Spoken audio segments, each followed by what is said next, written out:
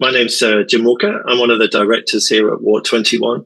And today we're talking with Rona Gibb from Scotland, part of the Scottish Government, or as she'll explain, at least an agency helping the Scottish Government with the delivery of their walking plan. And we're here today particularly to talk about that plan itself. Not so much what's in it, but how it got developed. How did it evolve? What are the processes? And Rona, you've been pretty much there from the start, if not you were the start. Maybe we could just start. Maybe you could just explain who you are then and how did all this get started? Okay, I'm Rona Gibb. I'm one of the senior managers in a Scottish charity called Paths for All. We are the largest walking charity in Scotland, but our remit also covers active travel and elements around our land reform legislation, which involves walking and cycling and horse riding and wheeling and a whole range of other things. So we cover a lot of things. We've been in existence since 1995. And my role is I'm one of the senior managers with a focus on communications and policy. I manage the Community Paths team, the Ian Finlay Paths Fund team, and I lead on the National Walking Strategy on behalf of the Scottish Government. So we are funded predominantly through Scottish Government, but we are a charity with a board of directors and separate in that sense. So. It's quite interesting, isn't it, that the government has effectively outsourced its policy development as well as its delivery. I mean, who owns the document, the actual policy document itself? The government. And I've been very clear with that, and all the way through as we've been working on this, it's very much gone back to them saying, this is your document, are you okay with this? They sit on all the groups that we have for it, the input to things. The ministers over the years have all inputted to different elements of it and come along to the delivery forum. So it's very much their document sitting within their structure and hierarchy of all the different policies and strategies. But we manage it on their behalf. And technically, you actually wrote it. You're the one with the pen actually putting the words together and sticking it all together. Yes. So we when this all started, do you want a sort of potted history? Yeah, I quite like. I mean, it started in 2014. I mean, there's an argument about whether you were before Norway or not. I don't know where are you on that. I don't know who won, who started first, but you were definitely there at the beginning, weren't you? We were within weeks of each other, whichever way around it was. But Scotland had an original walking strategy in 2003, which got through a whole drafting process and everything, and then the government changed colour and it was shelved and it sat there. And didn't really come back out again. It was occasionally referenced, but nothing much more than that. And what did that document look like? What was that? Was it sort of quite generic, or was it specific? Yeah, it was pretty generic. And with this all the way through, there's been cross-party support for walking all the way through with this. It's one of the rare areas where you very rarely hear any politician coming up with a negative about it, which has been great. But in early 2013, in fact, late 2012, there were starting to be rumblings within from the Minister for Health at the time. So our funding comes for this particular part of work comes through the Health Directorate within the Scottish Government. And then there was a ministerial speech and debate in Parliament around physical activity in Scotland, which was on the back of work that was happening around a physical activity strategy, because Scotland was the first country in the world to have a physical activity strategy.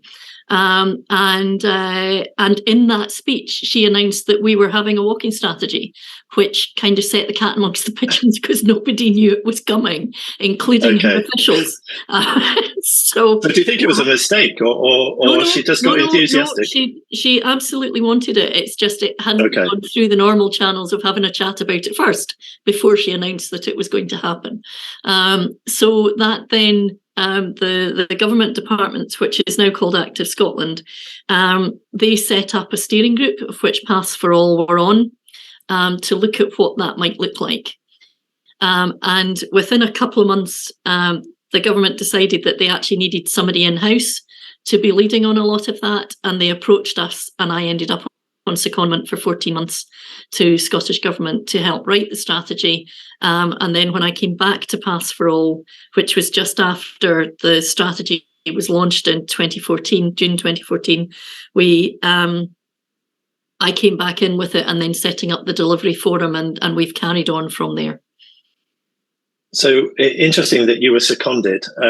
What does that actually mean? Did you actually go and have to sit inside a sort of government department, inside that Department of Health? Yeah, I spent 14 months travelling into Edinburgh to one of the government offices and sitting in the team that were leading on this, and having discussions with lots of other departments. And I think that was one of the interesting things when I first went in, because, working in a charity, you're used to just picking up the phone and going and talking to somebody about something. The silos within government and the protocols should mean that you don't do that. But I kept getting lost in the building because it's such a huge building.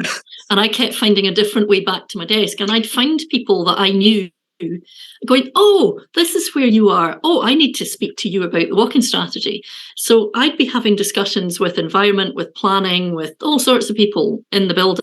And then we'd sit in a meeting with my boss who would say, oh, we need to sort something out. We'll need to get a meeting in the diary with planning. I said, oh, no, it's okay. I've had a chat with them. And what do you mean you had it? Well, they're just along the corridor. I had a chat when I went past with a coffee the other day. And that was just, completely alien at that point. But it did mean that I was able to basically wander around the building until I found my bearings, and speak to lots of people and get lots of different divisions and departments involved in the early discussions. So actually being on the ground, being there, and actually networking people together through walking, I guess we could say. Exactly. You actually built the strategy. You actually mentioned in that document, I think, 16 different policy areas, that includes housing, education, tourism. Actually having all these people in the same building, or at least, being able to access them. Did these people become a community, or were you the link, or did you ever bring them together and make them sort of part of a network, or did you ever try and put them all around the table to develop policy together, or were you the link with it, all that? It tended to be me being the link, but there were a number of them. So with planning in particular, and different strains of planning, we would have group meetings with them. There were several of them sat on the delivery forum as advisors going forward. So I had planning, environment, Active Scotland Transport coming along to that. So they weren't sitting as a delivery forum member, but they were very much there as a part of government who this was impacting on, or could help in the delivery.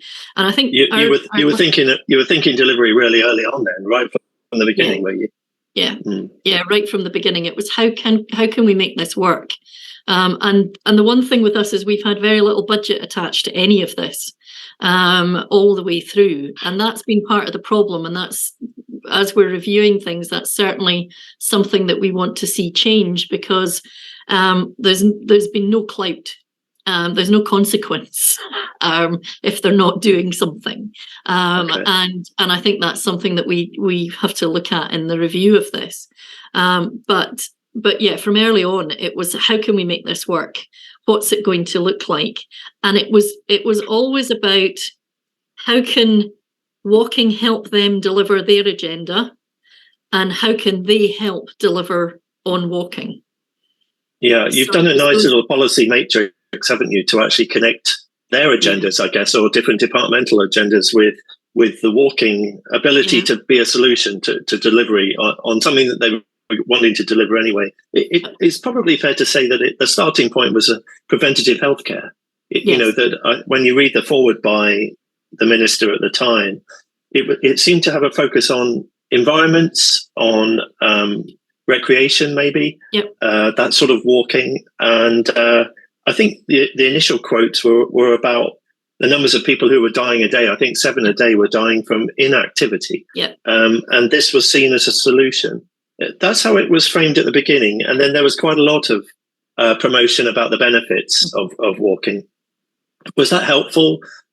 as a process to sort of help make the case, or did you find yourself needing to make a case about air quality, walking and the economy, walking and transport? Have you had to learn all these things, or could you find it easily? There was a bit of having to do that. I think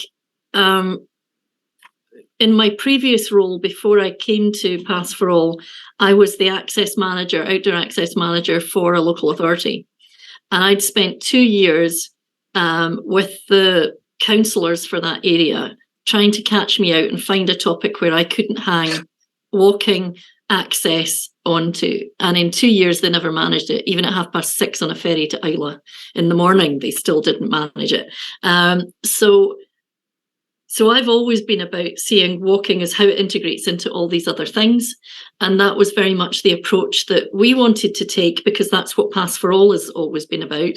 But also from the minister at the time, she was very much looking on this as walking in all different guises into all different areas, and how could walking help people, walking help deliver for people, and how could those other things help deliver walking. So that was where we started from, and it was very much that the health side, because the physical activity strategy and the work that we've been doing have been linked into the WHO global work, around physical activity and stats. So we had our own Scottish version of that quite early on. So this was really following on from a whole number of things, which was very much focusing on physical activity and physical inactivity, and how could we address the inactivity element, and how could we reduce inequalities for the population, because Scotland's population are not the healthiest in the world, and how could we work that through? But then that instantly gets you into, because if you start talking about somebody's health, then it's about where are they living, how are they moving around that area, how are they getting to work, how does that impact on their ability to work. And so you start getting into economy and housing and all sorts of other things very rapidly in those discussions. And with the national performance framework that we have in Scotland, it's very much integrated, and it's all about that, and it's all about those links with the different things. So we've just really kind of followed on. It's a natural side of things. I wanted to talk about that because sometimes countries say to us that health has all the benefits financially, if people are more active in their everyday lives, but all the costs are in a transport department. When you've actually connected your strategy to the Scottish Government's 15 national outcome indicators, I think there's a performance framework, isn't there? And you've demonstrated an impact potentially on all of those, or many of the ways that the government is measuring itself. Is that cuts across disciplines, and it cuts across traditional ways of working? Obviously, that was purposeful by you. It's quite clever. But do you potentially find yourself almost homeless in that, you need to get on with everyone? But is this still a health document ultimately, or where's the emphasis? It's health leading on it, but I think the difference over the years, and very much thinking about the review of the strategy, is that health and transport are wanting to work together very closely. I want planning in there as well, quite closely with this, as the top tier leads, if you like, and then a lot of the rest kind of tumble out from within that area. But health and transport, when this started, it was very much from the health end, and I had to drag transport kicking and screaming to the table. And what was their reluctance there? What do you think that was? Whether it was sort of Monty Python Ministry of Silly Walks, they didn't see it as a transport mode. They saw it as a health thing. And yes, we could talk about bus stops and we could talk about buses, but they weren't really at that point then. They're very much at that point now. So they've had that journey, and our relatively new national transport strategy very clearly puts walking and wheeling at the top, in the hierarchy triangle that we all know and love. There's still a challenge with delivery in that priority level, but they're talking about it now in a way that they didn't talk about it before. So that kicking and screaming that you're talking about, I'm just interested in that because, this is a challenge for a number of people. Did Transport have to go and work that out for themselves and then came to you, or did you support that sort of evolution of thought? How did we very much supported it. There was a member of the sustainable transport team at the time who was very keen on making the links, and she and I worked very closely together, and then slowly sort of encircled the rest of them and brought them into the fold. But it took quite a bit of discussion, quite a bit of explaining how this was part of the transport system, and they had to look at the walking bit to get, how do you get people to buses if they're not going to walk? You might get a few on a bike, but really they're going to have to use their feet at some point, and starting to get them to look at that wider package. And I think with all what we now call the active travel delivery partners, so there's Sustrans, Cycling Scotland, there's a number, all charities. So there's 7-8 charities that are classed within that are delivering for Transport Scotland on their outcomes now. Then all of that was developing at that point, and we were working much more closely together. So at the same time as we were doing the walking strategy, as we're a partnership organisation, so we have 30 national partners. There were 5, if not 6 at the time, that were cycling based, and none of them were talking to each other really. So we set up the National Cycling Interest Group to get them to talk together, and then we started looking at wider stuff, and then that got moved into a cycling organisation because that's not really our focus on things. So there was a lot of development, there was a lot of coming together happening. As well. Did you find enough people wanting to talk about walking? I mean, sometimes people complain that there's not enough people asking for this stuff. I mean, you were obviously internally asking for it. Did you have enough support?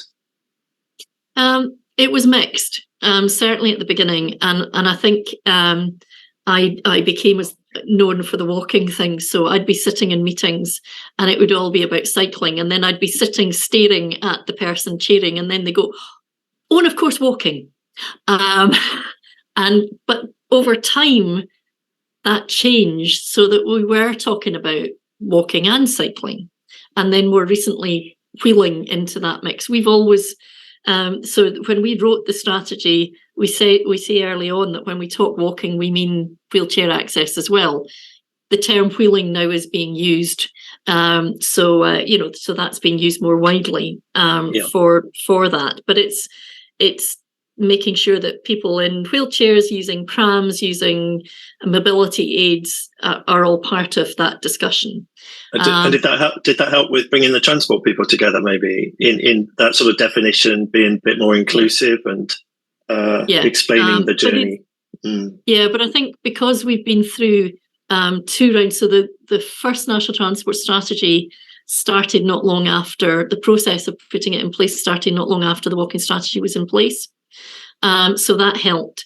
And I managed to get both the Scottish Cycling Action Plan and the National Walking Strategy into National Planning Framework 3.2 at the time, which they were literally going to print, and I asked them to, because of the work we've been doing with planning, to put in a paragraph, and they put in a paragraph, and that was another part of the game change, because that was in the national planning document that all local authorities had to follow, that all other places were following, that had to then help deliver on it.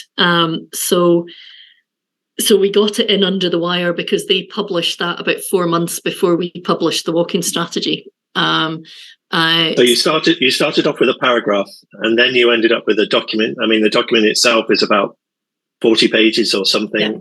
Yeah. And it helps with making the case. You've got a ministerial forward. Yeah. But you have that document. COSLA. So it was co-signed by COSLA, so the local authority organisation. Okay, so you really thought about that delivery again. Mm-hmm. Yeah, so you had local authorities supporting it as well as the minister, so you were thinking about different levels. You ended up with a document that, again, was sort of making a case, sort of outlining the benefits. You didn't actually get to develop the action plan until about 5 years later. Can you tell us about what happened? What was happening in that time there? We did put an action. There was an initial action plan that was done in the first year. And then we reviewed it. So the 2016 to 26 version was an updated one. Once we had the strategy in place, we then had this group of people who'd been working together. And then it was trying to hone down what people wanted within the action plan. And I think I will hold my hands up and say that it is a wish list of a whole amalgamation of little things to big strategic things, and never ever do an action plan by committee or by big steering group, because that was as far down as we could get it with agreement from the bodies round the table. The game plan for the next one is that we're keeping it very high level strategic statements and not the kind of detail in the action plan, because if I remember rightly, we've got 60 odd actions in there. Which I actually counted them, Rona, and you know what? You've got 91 actions. Oh God, that's 91 actions in 14 themes, and so I was and 32 partners. I'm going to start twitching. Well, I just wondered, and they all look great to me, but it is a long list. Yeah. We've talked to other countries where we know that they've only decided to go for 20 because they thought, not that they don't want to do more, but they just thought people will get bored if they do too long a list. Yep. So you thought 60 was potentially too long. Well, it's far too long, and I think because it did vary from very localized level stuff through to big strategic stuff, and it was impossible to measure and evaluate. It was impossible to get people to. I don't know how many different versions of pro formas I put together over the years, trying to get people to fill in what they were doing so that we could have some kind of overview of what was being delivered on it. And it was impossible, absolutely impossible. And I think that's, certainly going forward, something that we don't want to repeat. So just interesting that, I've seen these strategy documents. Sometimes they've been a cut and paste of existing activity effectively. And nothing new. Would you say that a lot of these things were actions that were happening anyway, and you've just brought them into a single document? How many of those 91 do you think were new things that were inspired by, the plan? Possibly about quarter to a third, maybe. And the vast majority were existing. And one of the constraints that we had with working with COSLA, and it was quite a challenge all the way through, was that they didn't want any new implications for local authorities to have to deliver on. So that's you standing with your hands tied behind your back straight off. So we had to incorporate things that they were supposed to be doing but weren't, but were actually things that they should be doing. So they weren't overly happy about all of the should be's being written down initially. But we said, well, you don't want anything new. So this is the list that you've already signed up to do. You've already said that you are doing within your agreements with government about delivering for local people. So there was a range of things in there, and some of them we managed to get them to do, others we didn't. So there is something in for local authorities here that they should be doing an annual review of their footways. Never happens. But we wrote it in because at least, if it was in the action plan, it was something to kind of continue discussions with. Yeah, you've got your menu, haven't you? You've got a list, and it's pretty comprehensive. I would have thought once you get to above 90 actions, I'm quite sure you're comprehensive. But it's an interesting point about delivery. because you were focused on delivery from the beginning, but actually being told that you can only focus on things that people should be doing already, does actually limit your ability to be more innovative or progressive. We stretched the bits we could, and we put in the innovation where we could, but it was quite limited with the local authority line that we had at the beginning. And this ultimate agenda around, and I think the Scottish framework, we want healthier, safer, smarter, greener. These are all things that are logical. I'm sure any country would say they all want these sorts of better outcomes. If a country just did all the things that they should be doing anyway, do you think they would actually be more effective? Would that be a good enough? Or it would certainly be. I just wonder. Yeah, a good start. I don't think it would tick all the boxes, but I think if every country and every local authority or municipal authority actually delivered on everything that they list out they say they're going to do, then I think we'd all be in a better place. But I don't think that's ever going to happen. It's what we tried to do was find all the hooks that would allow us to talk about walking in all the different areas we wanted to talk about walking in. And what's happened since is that regardless of what's in the action plan, and there's been a huge amount delivered on that. It would be quite nice to actually do an overview, but I mean, the chances of actually getting the groups still to fill things out, I don't think we could, but there's a huge amount of that has been delivered or well on the way to being delivered.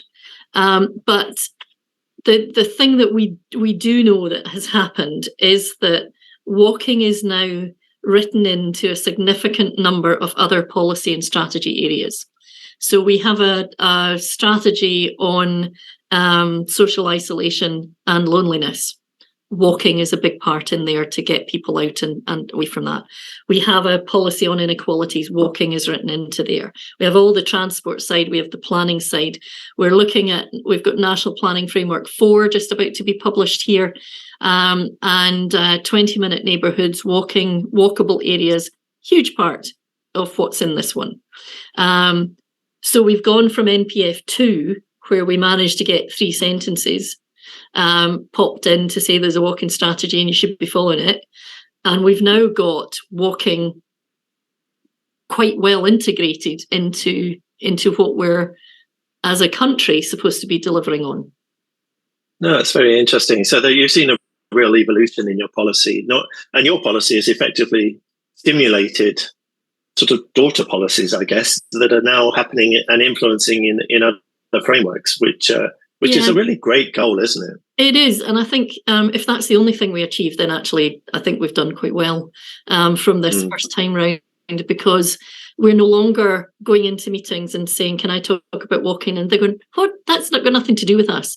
We're going into meetings and saying, can we talk about walking and mental health? Can we talk about walking in isolation? Can we talk about walking in inequalities? Can we talk about walking in housing? And people are going, oh yeah, that's great, because, we've been thinking about. So the physical activity side, with the walking element in there, cycling as well, and then the wider active travel element that's in there now too, has given us a fantastic stepping stone and framework to work with lots of other areas. And we're constantly looking at policies and strategies and consultations that are coming through, and looking at it saying, well, we need to make sure that they put something in there about walking, and we need to make sure that that's linked in with that. And, they haven't made that connection there just now. So we're putting that in. And it's not. So you've been doing this for 10 years now. Yeah.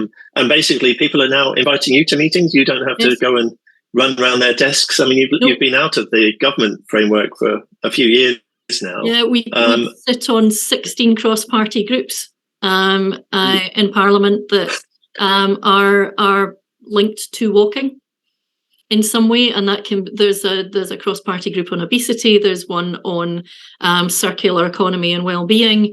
There's other, and all of these are discussing walking within it. That's very interesting. Yeah.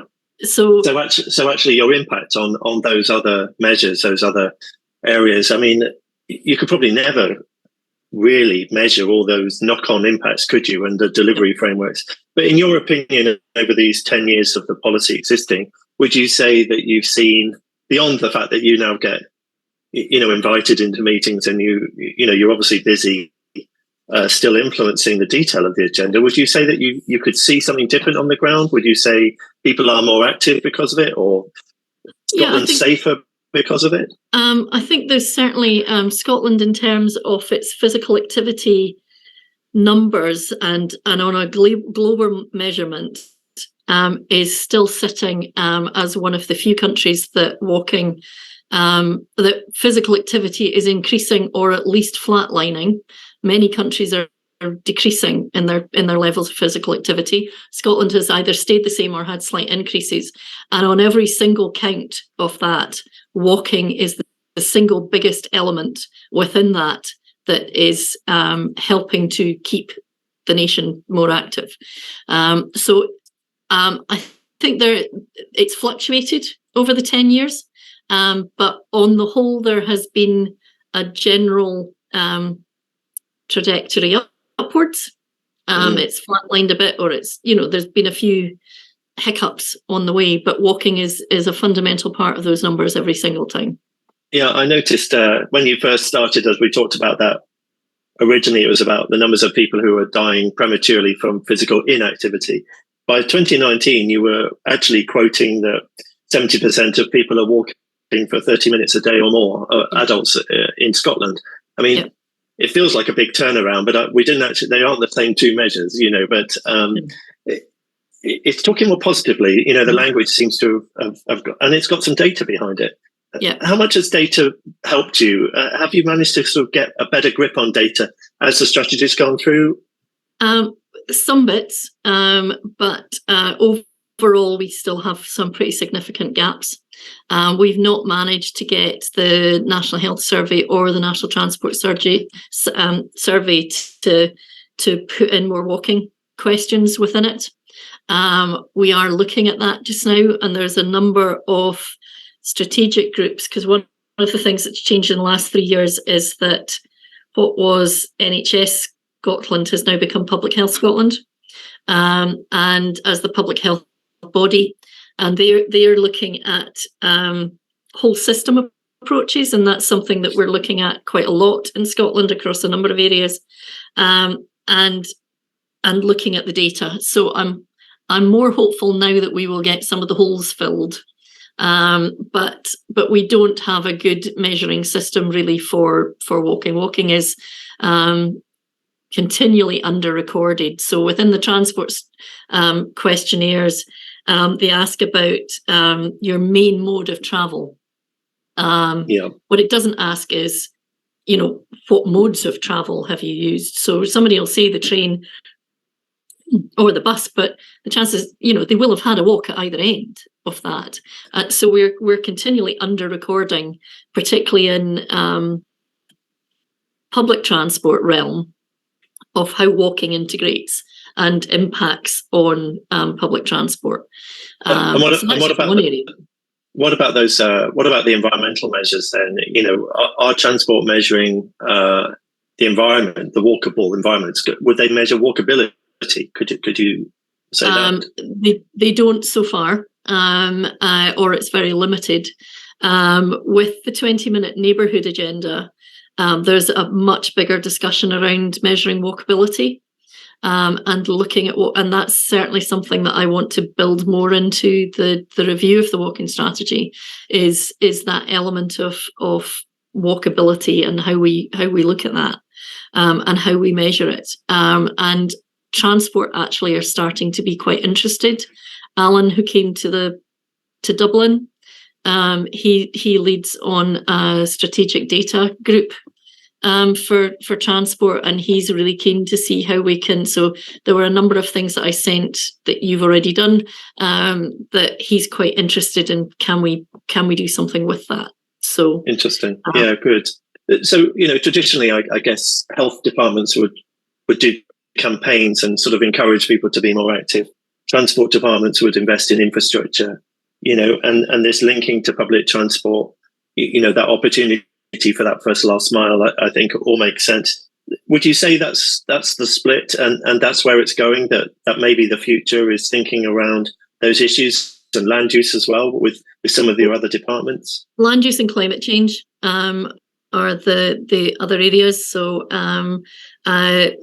land use, we have changes going on in the land reform legislation just now, which will allow for more community buyouts and community woodlands and those kind of things, and that could have some impact on where areas of walking are available. So again, we're doing our bit to highlight the potential unintended consequences of different things. Climate change, big area, and that's actually an area we've been working with the government team on.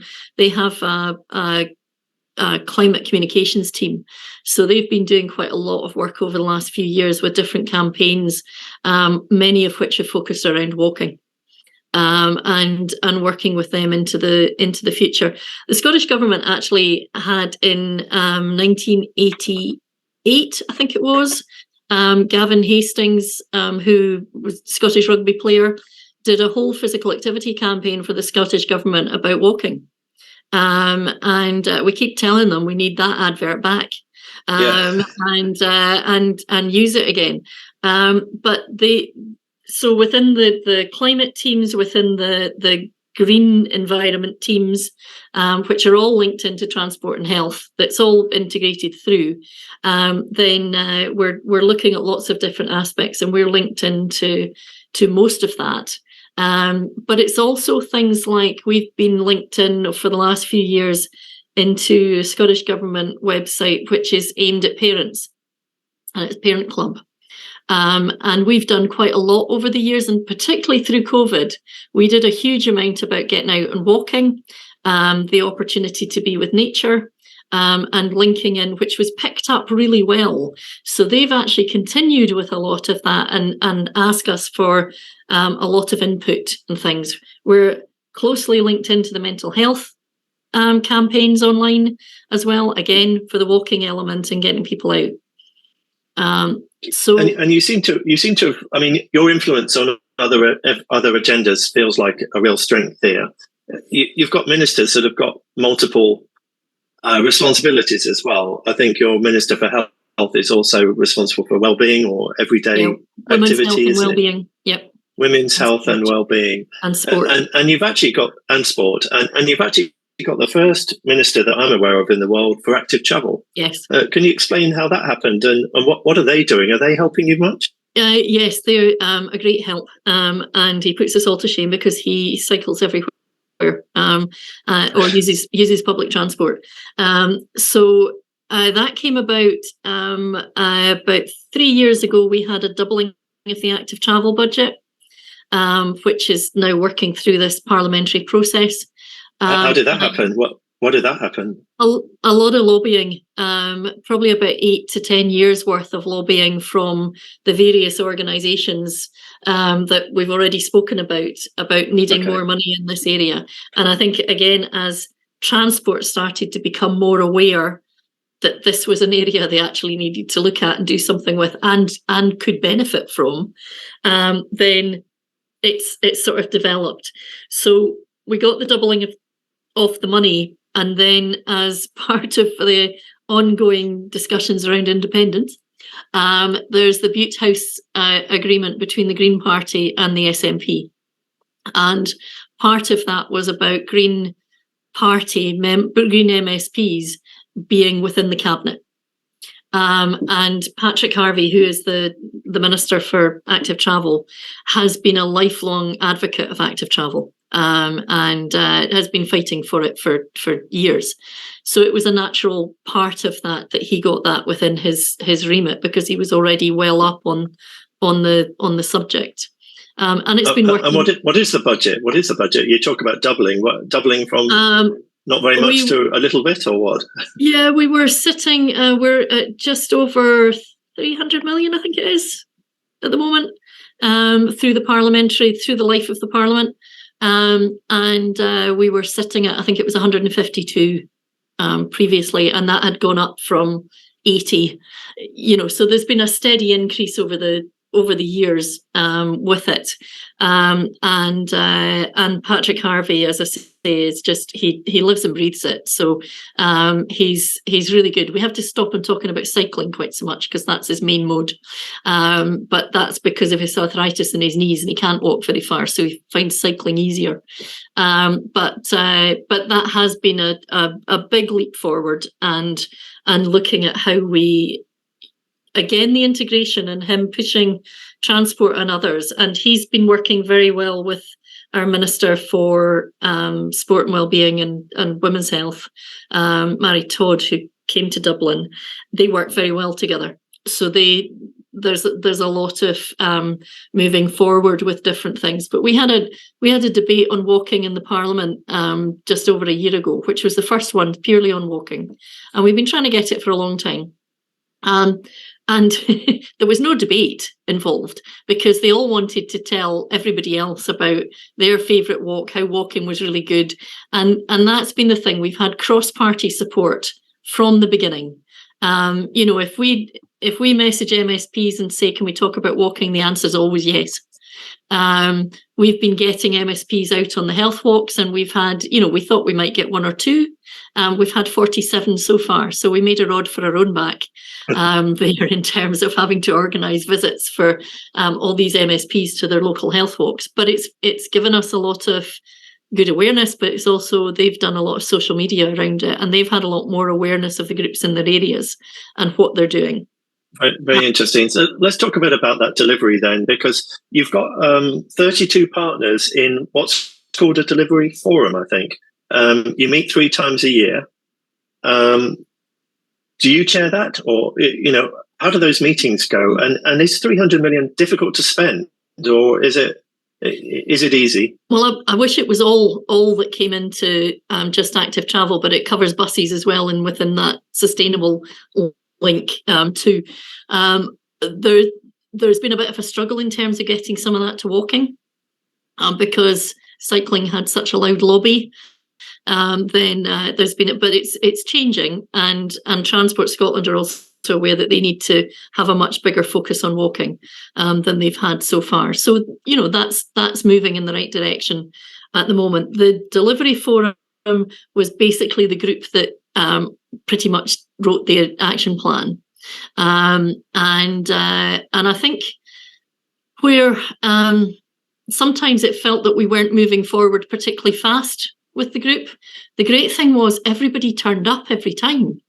They wanted to be there. They wanted to have that discussion around it. So it was actually a really good networking opportunity and an opportunity to link projects, even if we weren't delivering on some of the things we'd hoped to. So how would the meetings go? What are they talking about? They're actually talking about the actions. Would you go through all of the actions and people would provide updates, or how would it work?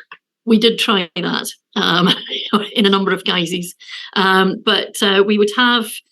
So we would always ask one of the partners to give an update. So a small presentation. We called it something good. So there was always a something good at the beginning of the meeting, and then we would look at in the last 3 months, had there been any new policy areas, new areas that we needed to discuss and look at where we needed to make links with. We would then have an update from partners. We tried it with getting them to feedback in, but like the action plan, it didn't always work. But we gave enough time that people could give a couple of minutes each just to let people know what was happening, who was doing what in that area. And we did have a chair. So our chair for a long period up until 2 years ago, just coming up for 2 years ago, was Craig McLaren, who's the chair of the Royal Town Planning Institute in Scotland and Northern Ireland. And Craig was great because he brought in a whole different agenda. And he also introduced walking to planning. We appeared in a lot of their magazines. We appeared at most of their conferences, and he introduced walking and active travel in a big way there. We haven't met really since COVID. I've been keeping them because Craig stood down, and at that point it was trying to find a chair, and then it was a bit of review. So we're hoping to bring them back together again. We've been keeping them in the loop around things by email, but and then looking at what the forum might look like going forward. So you've got 3 years left of this existing plan. You've started the process of reviewing now. What do you think? You've given us a slight flavour now. How would this look differently? And looking forwards, and is there a hint here for other governments to sort of think, do they need to go through your process of, was it 2003? No, 1990 something, where you started with something, and then 2003, your first document, yeah. Then 14 with a sort of making the case and your first strategy, then the action plan. Does everyone have to go through this? What do you want to do next, and what's your advice? I think for us, we've made the case. We don't need to write War and Peace on this again. We want a much shorter document that's punchier and gets to the crux of what we want to do quite quickly. Because as we've shown from policies in different areas, people understand it. They know it. They know the reasons why walking should be there. Yeah. I think if you're in a position where you haven't made that case, then I think you do need to lay out the case quite clearly. But I think the difference now is there is a huge amount of data and information from around the world that you can pull together that we didn't have at the time when we did the first one. So we were having to explain things a lot more. And I think you could put together the case quite easily, showing all the different data from different places, the WHO, there's a whole host of things there now that explains why walking is good and you have to do it, and why it needs to be within a national transport strategy and linked to all modes of transport, why it's good in terms of health. We've done that, so we want to, there'll be a paragraph or a couple of paragraphs on it, but we're not going to go into a lot of detail. But what we haven't got linked in is more of the stuff around inequalities, the stuff around climate change, which there really wasn't much. There's a nod to it in this one, and much more about the sort of 20-minute neighbourhoods, daily walkability aspect of things. And how we can use planning and transport and health working together to improve the well-being of a population through walking, and through planning areas properly and planning for people and not for the car. And I think that will be one of the big areas that we'll be stressing. And that's coming through from a lot of other documents and things as well. We've got the Place Standard Toolkit, which was developed, which is now being used in, I think it's 26 countries are now using it. WHO have adopted it. And it's very much about focus on people, not on how we move them around. Yeah, it sounds like you're changing a whole culture, a whole government culture, isn't it, that's evolving here? And your policy feels very fluid in being able to adapt to all these emerging agendas as well as existing ones, and your frameworks. Yeah. I think that's the main thing. I think if you completely heft yourself to transport or completely to health, then you are not going to deliver walking properly for everybody. You're going to deliver on elements of it, but you're not going to. It has to be looking at how walking can help deliver on any policy area or strategy area, and how that policy or strategy can help deliver on walking. And that gets you into a lot of areas that you never thought you'd be having conversations about. But you're really talking about people, aren't you? You're talking about everyday lives of real people living in Scotland and how to make their lives better. But by these different strategies are all having an impact on those lives. Yeah, and I mean, our strapline for Path for All is every day, everywhere, everyone, or part of that order. I don't think I got that in the right order. I think it's everyone, every day, everywhere. But that's very much how we've looked on the walking strategy. So I think the only place that we didn't touch on with the walking strategy, and deliberately didn't, was high mountain walking. So we basically took it to the foothills. And then we didn't look at, proper crampons, ice axe stuff. And that was fine. Everybody was quite happy with that. It's the more the everyday level stuff, rather than, a few folk going up to the top of a mountain. It is very comprehensive, and I'm really looking forward to your next edition with all this learning that you've done along the way. And clearly you've been very central to all of this. The consistency of that must be part of the story of having somebody who's seen this evolution and been able to adapt the document and all the partners. Also having the same person nagging them all the time also helps. Well, you're an enjoyable nag, I would have thought. I mean, they're obviously inviting you to meetings. It's not as though you've been too nasty about it. No, they want to hear it, don't they? We've had very good ministerial support. And I think that's another thing for us, that all our ministers are on social media. So the vast majority of them are on Twitter. And that's, we know the difference between ourselves and colleagues in England who, would give their eye teeth to get a meeting with the minister. I can literally tweet her at 10 o'clock at night and say, how are you doing? We're doing this just now. Is this something that might be of interest? Do you want me to have a chat with your officials? And I'll get a response. So you've got a direct link. It's the lack of hierarchy, isn't it? Or at least a respectful existence as a team, isn't it? Everyone feels as though that works. We're almost out of time. Can you believe it? So I'm just thinking really about lessons learned, things that you'd like to tell other governments. What do you think it would be the place to start?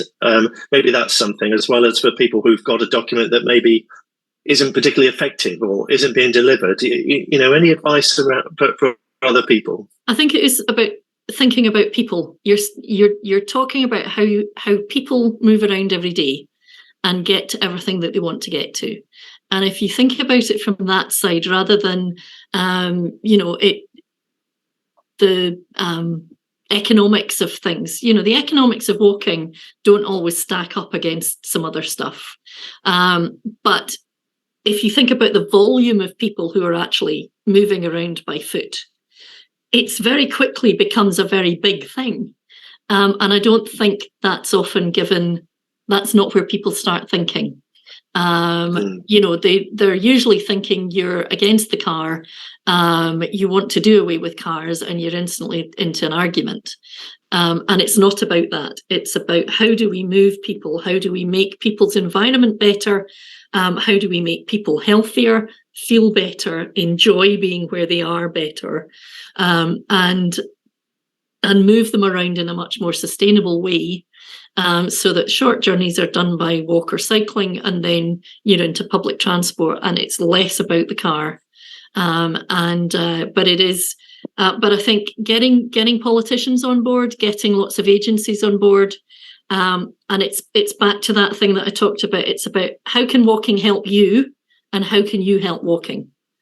So it's not. That's a good starting point. Yeah, it's not one way; it's two way. For all of these things. And we also talk about physical, mental and social health with walking. So the social health is about your placemaking, your people moving around, people being together in areas. Wow, I think we've learned a lot here, Rona. I hope you stay in this role for some years to come. And I really do think it's time Walk 21 did come to Scotland and actually saw all this. We've had 10 years of your support there, really making these changes, engaging the whole of the government as well as the community in so many ways. It'd be great to come and see this and see the results, how it looks on the ground. Are you optimistic for its future? I'm certainly hoping. We obviously have a leadership thing going on at the moment. Depending on how that goes, we'll see. But you think walking will stay on the agenda one way or another, despite the political change? Yeah. I think it'll be how much in terms of active travel and some other things that might come through, depending on the candidate. But I think walking will always be there. And I think in terms of the delivery and the way it's written in across the board in strategies and policies and documents, they'd have a hard act to try and get rid of it, or not look at it in the same way. And I think the health stats, just purely on the health side, there is huge pressure for delivering on that. So I don't think walking is going to go away at all within Scottish Government. I think we'll just have to see where it all levels out. So very interesting. Rona Gibb, pastoral, but effectively Scottish Government, really, and representing the Scottish Government in so many different sectors, so many different departments. I think that's a trust thing. Yeah, you've done that. You've made that work, and I think what you're proving to us, it can be a personality as much as anything, and a commitment, a personal commitment to actually making these sorts of document work is something that we're learning. Thank you so much for your time today, telling us about Scotland. I hope we can keep in touch and certainly maybe do this again once you've got your next version out and see how that's evolved again. Yet another footstep forwards. But thank you very much for your time today. No, that's great. Thanks very much. Nice seeing you both.